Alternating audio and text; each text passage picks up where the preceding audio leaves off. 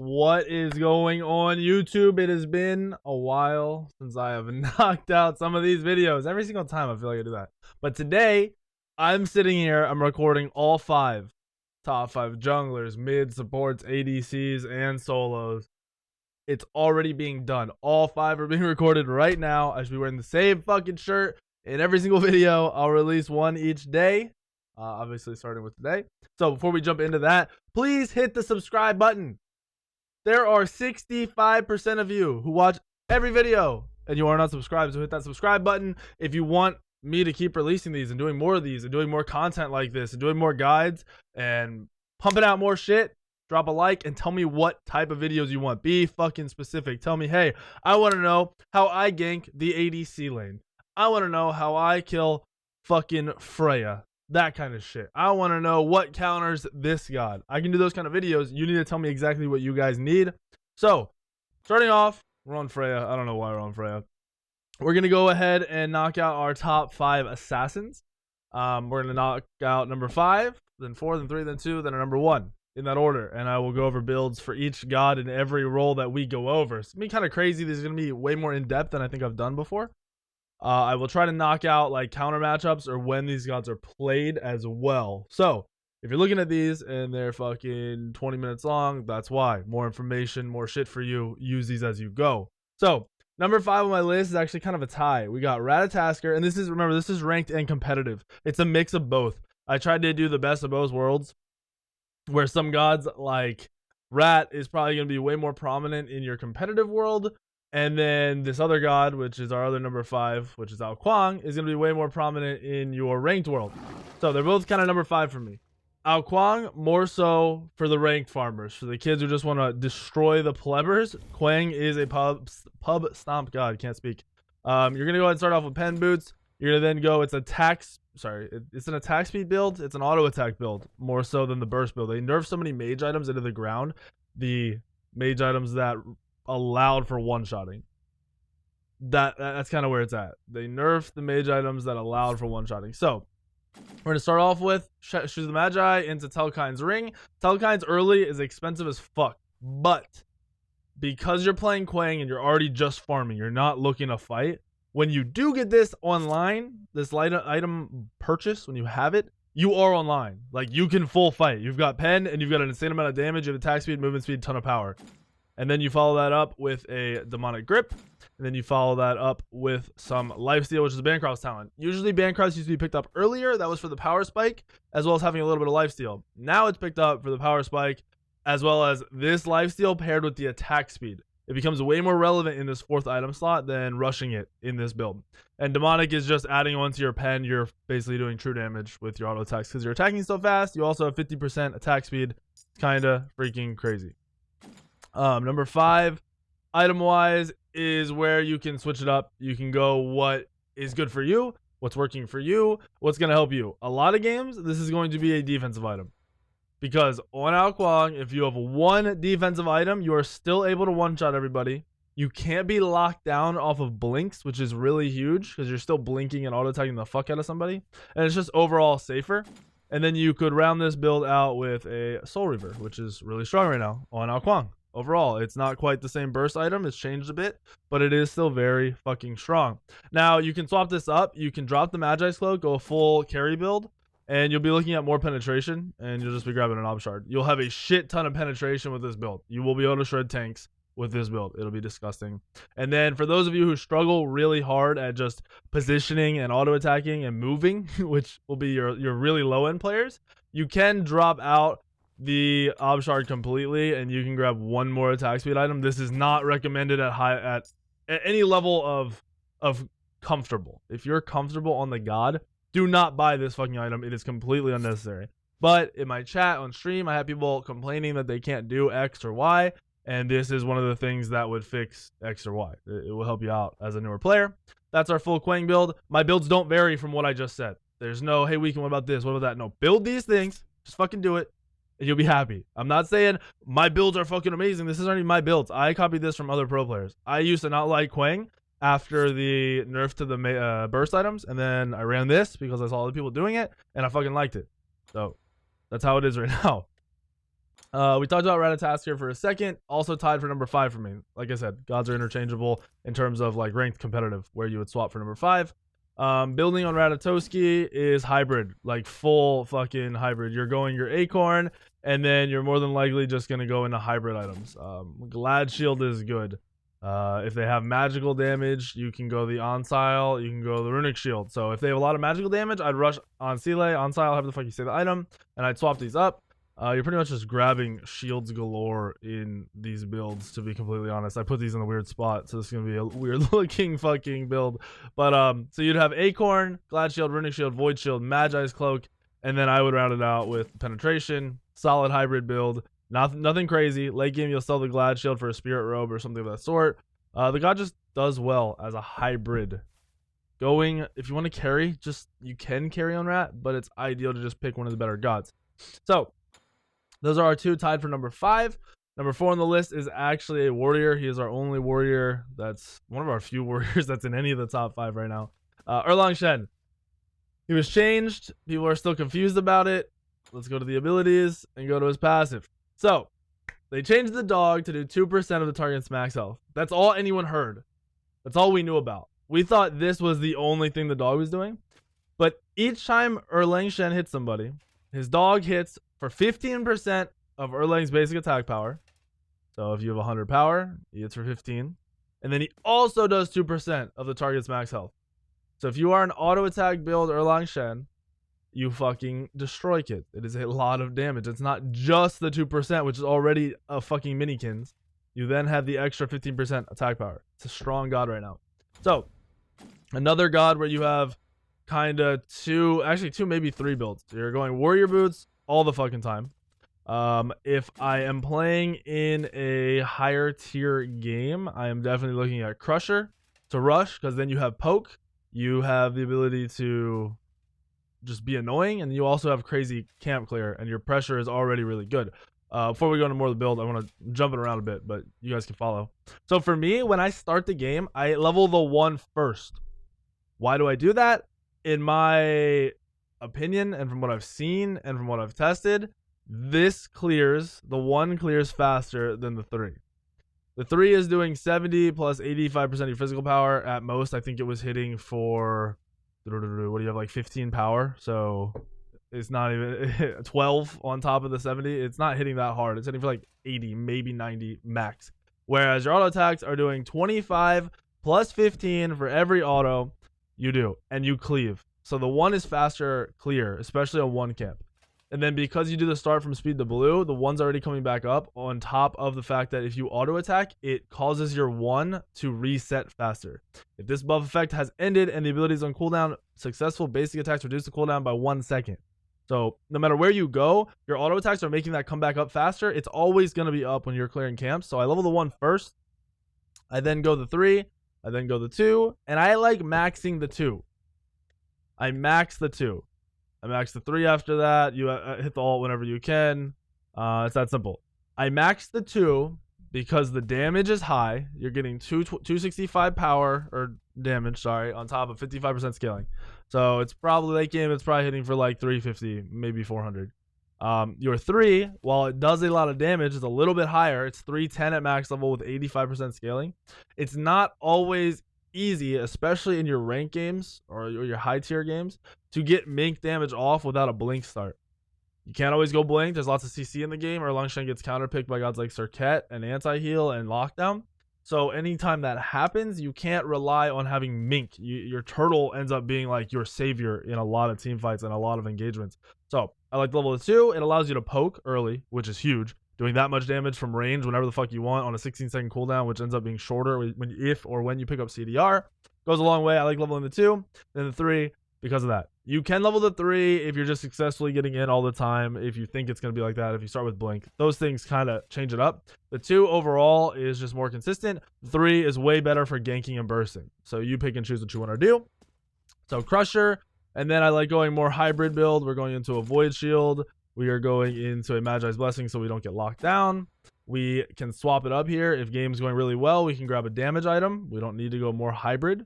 If it's not going great, we are still going to look at hybrid. We'll grab some more magic defense, and then we will grab some penetration, which is going to be your Titan's Bane. solid build, great build, nice mini hybrid build. This can change to a spirit robe if you want more, if you want some CDR. However it works for you. Spirit robe will be safer by far. This would be more aggressive, more hybridy. Let's drop all these items.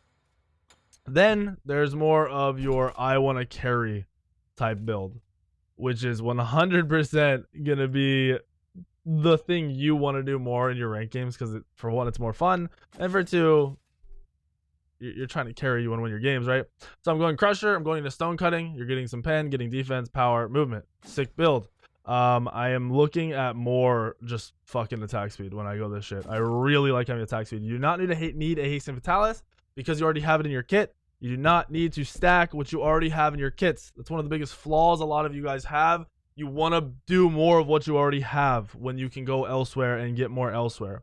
People play fucking Thanatos and they play solo lane and they want to build tons of damage when Thanatos already hits fucking hard as shit, already has pen in his kit. He doesn't need a lot of that shit. So don't, that's just an example. In terms of this, you already have a Fatalis. You do not need another one. So this build is fucking gross, by the way. Like, it's literally disgusting, and if you can get away with it, it is super duper fun.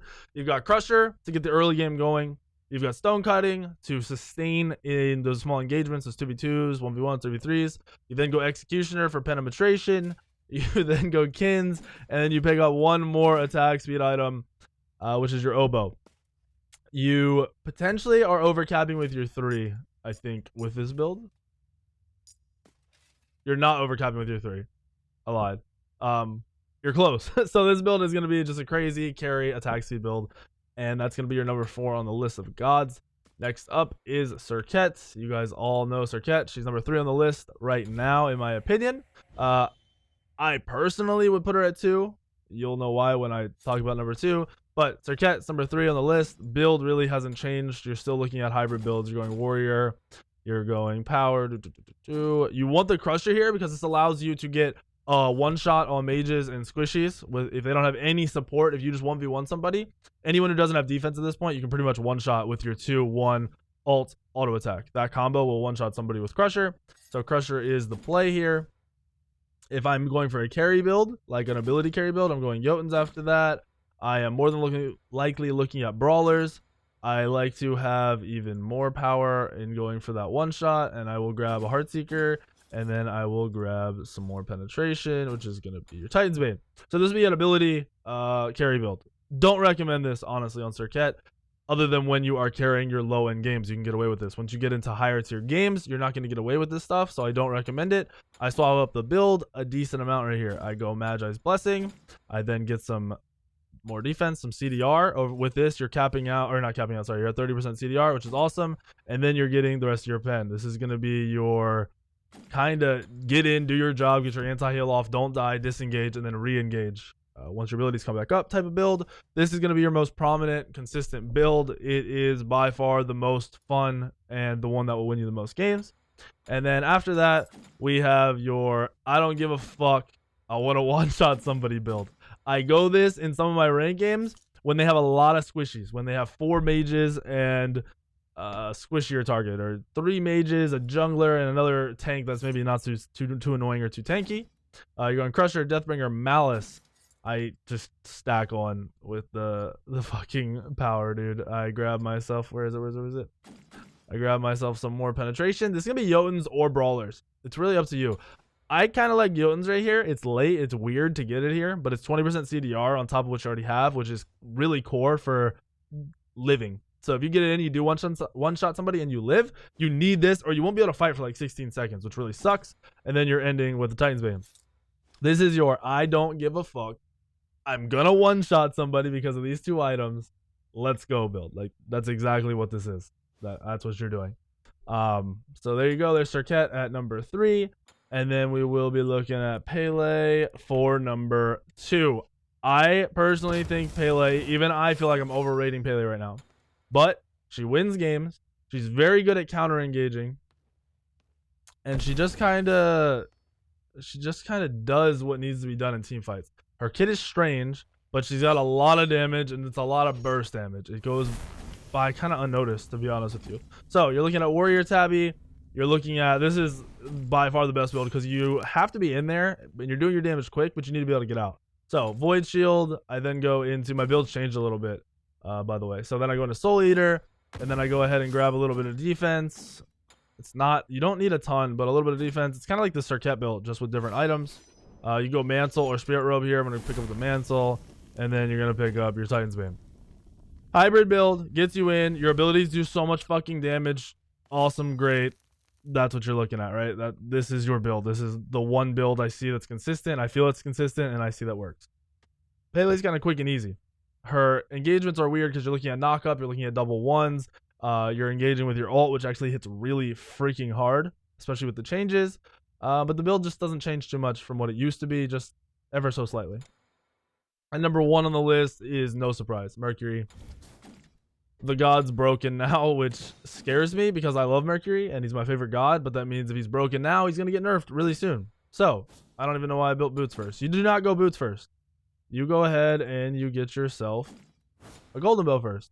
Golden blade first. Item allows you to clear faster, and it's core because that's all you're doing on Mercury early.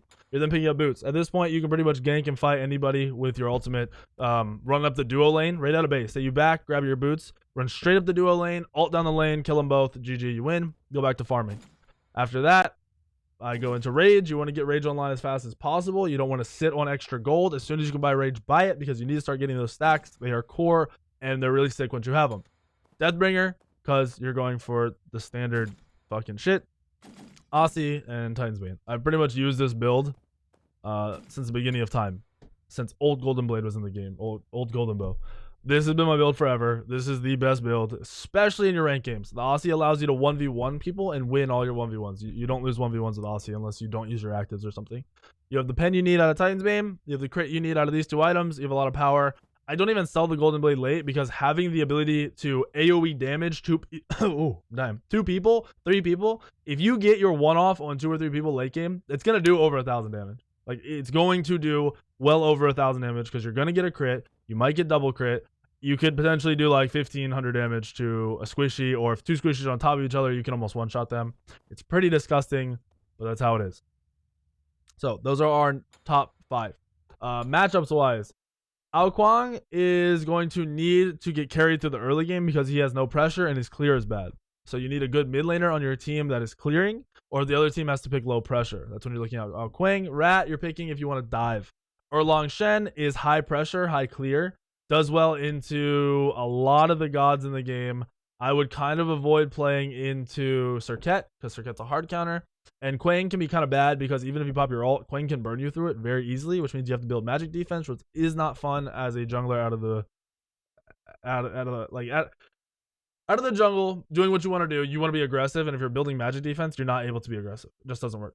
Surkhet pretty much has no hard counters in the jungle, but you want to avoid gods like Ardeo, which are prominent in the meta because Ardeo locks you down. You can't fucking get away. Agni is a hard counter just because of the range potential, the fucking burn, everything. If Agni beads and wants to kill you, you're dead. Same with Kukulkan. Very strong against Surkhet. Can beads and ult you, and you're dead. Those are the more prominent ones. Artemis, which isn't played that much, is annoying against Surkhet. Ho Yi can be very annoying against Surkhet just because you can kind of lock it down. They can wait out a lot of your shit with leaps. They can be very, very annoying. Guardian-wise, also Geb, and that's kind of what you're looking at. Then for Pele is more so just looking for farm and counter engaging or engaging after the fight. You do not want to be the one starting most fights. Early engagements, that's fine. But late game, you don't want to start any fights. If you're starting fights, you're probably dying. You're not doing your job. So I wouldn't say there's a lot of hard counters. I'd say gods like Surkhet do well. Mercury do well. Things do well against Pele. But if you're playing team fights correctly, it doesn't matter. Pele has good pressure early, good clear early, can come in and clear lanes very fast. So you're in and out and you're moving around. Fast rotations are also the core part of Pele. You're able to get from one side of the map to the other. So those late engagements, those I don't want to call it counter. Delayed Pele engagements, because you're like the last one in the team fights, are really strong because of those rotations. Then Mercury is strong against everybody because your ability to farm and your ability to be safe all the time. So there's your kind of when to play what and why they're placed where they are. Hopefully this helps you guys. Hopefully you guys understand a bit more. I will answer any other questions.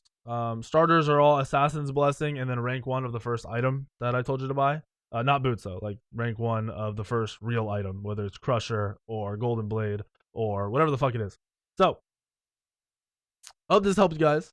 I'll be knocking out all the other fucking guides very similar to this. So remember, hit the sub button. Have a good day, guys, and I'll see you all later.